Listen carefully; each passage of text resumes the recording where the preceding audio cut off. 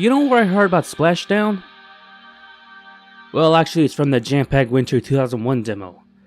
But that didn't convince me well enough. Its effectiveness actually came from this beauty here. Stuntman is a man's game. It puts the man in Stuntman. This is the game that takes driving seriously. Even on the back of the game's case says Beyond Driving, and it's well deserved that statement. So you play as your very own stuntman and you have to perform many stunts that the director tells you what to do. You do these from a simple range of films, spoofing real ones.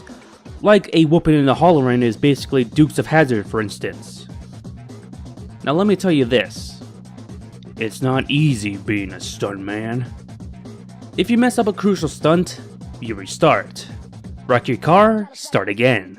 Fall behind, too slow, or just plain suck at it? Back to start. Wiped out, fall off, or uncontrollably bouncing around because of the game's physics. Well, you press start, down, and X.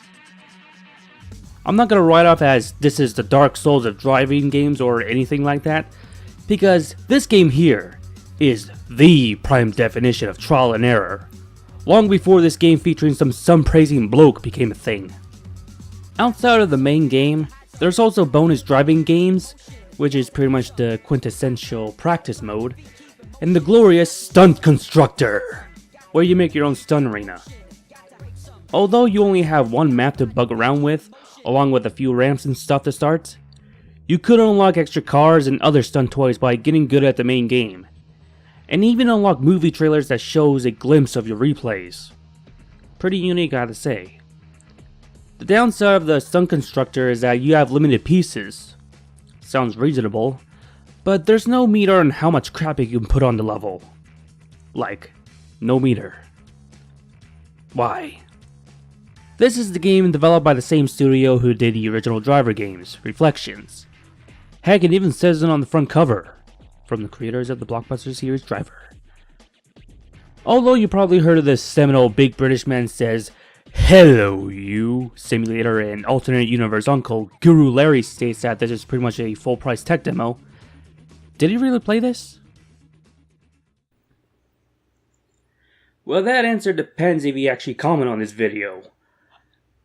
Well, that or summoning him by spilling my wrist blood. Which I'll do right now. Nah, I'll just ask this guy on Twitter. And possibly get a response out of him.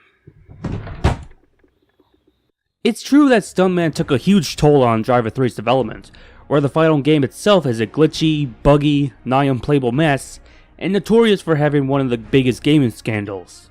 It's scandal so bad, even Atari themselves wants the world to forget about it by deleting every trace of it. Well, I'm not gonna talk about that. I mean, go check Larry's video out on Drivergate. It's worth a watch. And no, I'm not even trying to give them free promotion, because I already did. Now, Stuntman, however, gained a sequel in 2007 called Stuntman Ignition. THQ bought the rights to the IP earlier, and is developed by Paradigm Entertainment. That's probably a sign that the game will be quite shit. That or being published by Deep Silver. But in the most rarest cases, it's a more respectable sequel as it got favorable reviews.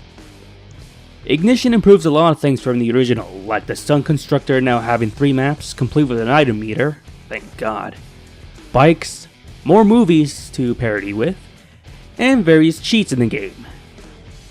Plus, I've used to own this one, and beaten that game too on both the PS2 and Xbox 360.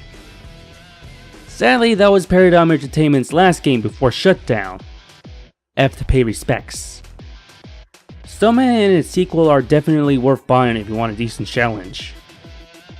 But be wary, you have to restart a million times to do so.